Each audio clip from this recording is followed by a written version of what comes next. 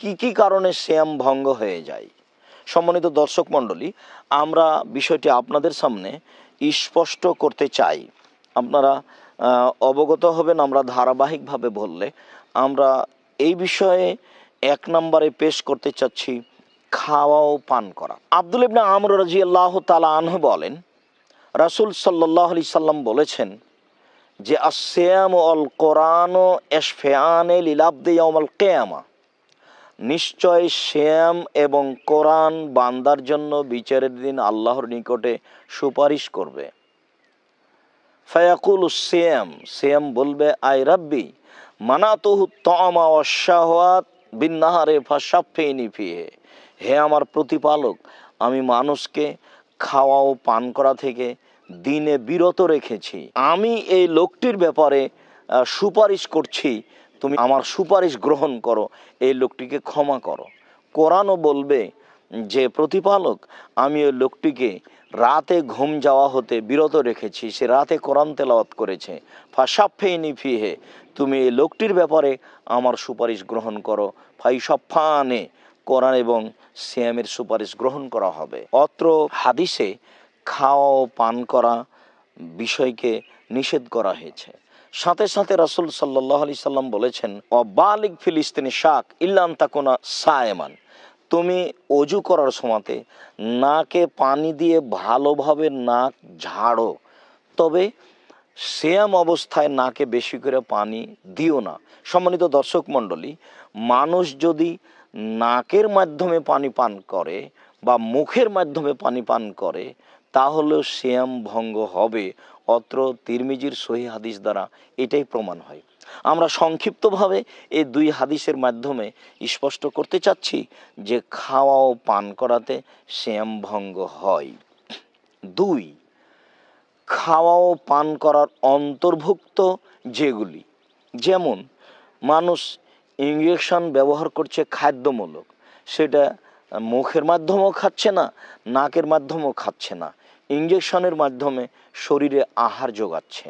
এইরকম যদি কিছু মানুষ শরীরে আহার যোগানোমূলক ব্যবহার করে তাহলেও সিয়াম ভঙ্গ হয়ে যাবে। 3, ইচ্ছাকৃত বমন করলে।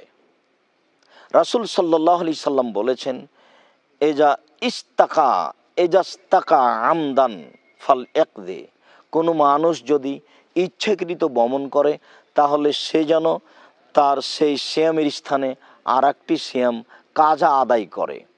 অত্র তিরমিজির সহিহ হাদিস দ্বারা প্রমাণিত হয় যে বমন স্বইচ্ছাই করলে তার সিয়াম ভেঙে যাবে, তবে অনিচ্ছায় বমন হলে সিয়াম ভাঙবে না। রাসূল সাল্লাল্লাহু আলাইহি সাল্লাম বলেছেন, এজা জারাহুল কায়ো, যদি তার অনিচ্ছায় বমন হয়ে যায়, ফালাইসা আলাইহিল কাদা, তাহলে তাকে সিয়াম সেই স্থানে কাজা করতে হবে না।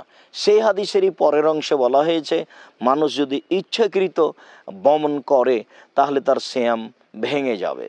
সম্মানিত দর্শক মণ্ডলী, আমরা এখানে স্পষ্ট বুঝতে পারলাম সহিহ হাদিসের মাধ্যমে যে ইচ্ছাকৃত বমন করলেও সিয়াম ভঙ্গ হয়ে যাবে। 4, হায়েজের কারণে এবং নেফাসের কারণে সিয়াম ভেঙে যাবে।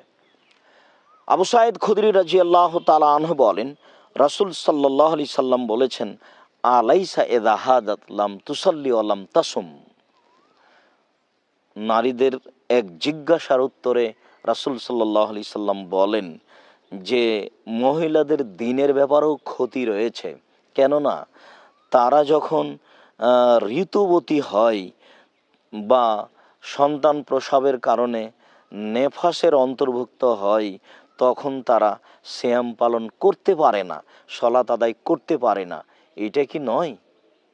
বুখারী মুসলিমের অত্র হাদিস দ্বারা প্রমাণিত হয় যে ঋতুর কারণে এবং নেফাসের কারণে তাদেরকে সিয়াম পালন করতে হবে না, এই সময়ের সিয়ামগুলি তাদেরকে অন্য সময়ে করে নিতে হবে।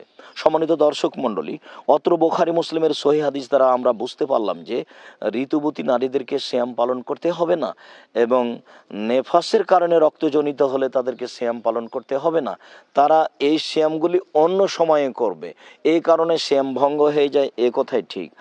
আর আরেকটি হচ্ছে যে রাসূল সাল্লাল্লাহু আলাইহি সাল্লামের নিকটে একজন সাহাবী এসে বলল, আল্লাহর নবী, আমি ধ্বংস হয়ে গেছি, তা আল্লাহ রাসূল বললেন, কেন তুমি ধ্বংস হয়ে গেলে? লোকটি উত্তরে বলল যে আমি দিনে স্ত্রী মিলনে লিপ্ত হয়েছি।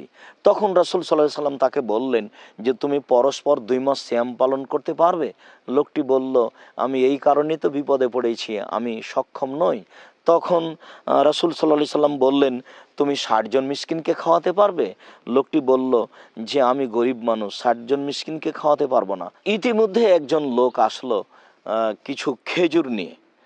রাসূল সাল্লাল্লাহু আলাইহি সাল্লাম বললেন, ঠিক আছে, তুমি এই খেজুরগুলি নিয়ে দরিদ্র মানুষকে দিয়ে দাও। তখন লোকটি বলছে, আল্লাহ রাসূল, এই মদিনায় আমার চেয়ে দরিদ্র কেউ আছে? তখন রাসূল সাল্লাল্লাহু আলাইহি সাল্লাম বললেন, যাও যাও, তুমি এগুলি খেয়ে নাও। সম্মানিত দর্শক মণ্ডলী, বোঝা গেল অত্র বুখারী মুসলিমের হাদিসে যে স্ত্রী মিলনের কারণে সিয়াম ভঙ্গ হয় এবং তার কাফফারাও রয়েছে। তবে কাফফারা শুধু স্বামীকে দিতে হবে, স্ত্রীকে নয়। 5, হস্তমৈথুন করলে সিয়াম ভঙ্গ হবে। তার দলিল হলো এই যে হাদিসে বলা হয়েছে যে সিয়াম আল্লাহ তাআলার নিকটে বলবে, রাব্বি মানাতুহু তাআমা ওয়াশ শাহওয়াত বিন নাহারে ফাশাফফিনি ফিহি, হে আমার প্রতিপালক, আমি লোকটাকে খাদ্য হতে এবং তার প্রবৃত্তি হতে বিরত রেখেছি, তুমি এই লোকটির ব্যাপারে আমার সুপারিশ গ্রহণ করো। আল্লাহ তাআলা তার সুপারিশ গ্রহণ করবেন, এমন ব্যক্তিকে আল্লাহ তাআলা জান্নাতে দিবেন। অত্র হাদিসে প্রবৃত্তির কথা বলা হয়েছে।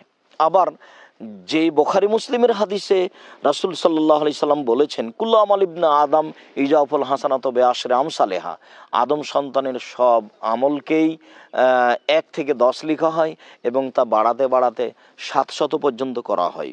কাল আল্লাহ তাআলা বলেন, ইল্লা সম ফাইন্নাহু লি ওয়া আনা আজিজি বিহি, নিশ্চয় সিয়াম এর অন্তর্ভুক্ত নয়, সিয়াম আমার ব্যাপার, প্রতিদান আমি দিব। অমিন আজলি, আমার কারণেই তো সে এদাউত্তামা শাহওয়াত, সে তার প্রবৃত্তি এবং খাদ্যকে পরিহার করেছে। বুখারী মুসলিমের অত্র হাদিস দ্বারা প্রমাণিত হয় যে মানুষ যদি খাদ্য গ্রহণ করে এবং প্রবৃত্তিকে পূর্ণ করার কর্মে লিপ্ত হয় তাহলে তার সিয়াম ভঙ্গ হবে।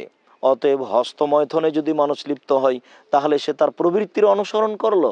স্বাভাবিকভাবেই বুখারী মুসলিমের হাদিস দ্বারা প্রমাণিত হয় যে এই হস্তমৈথনের কারণেও সিয়াম ভঙ্গ হবে। তাহলে আমরা মোটামুটি সিয়াম ভঙ্গের কারণ 5টি উল্লেখ করলাম। 1, খাওয়া ও পান করা। 2, খাওয়া ও পান করার অন্তর্ভুক্ত যেগুলি। 3, ইচ্ছাকৃত বমন করা। 4, হায়েজ ও নেফাসের কারণে সিয়াম ভেঙে যায়। 5, স্ত্রী মিলনে সিয়াম ভেঙে যায়। 6, হস্তমৈথুনের কারণে সিয়াম ভঙ্গ হয়। আল্লাহু আ'লাম ও সাল্লাল্লাহু আলান নবী ওয়াসাল্লাম। সর্ববিষয়ে আল্লাহই সর্বাধিক অবগত। নবী করিম সাল্লাল্লাহু আলাইহি সাল্লামের প্রতি দুরুদ ও সালাম অবতীর্ণ হোক।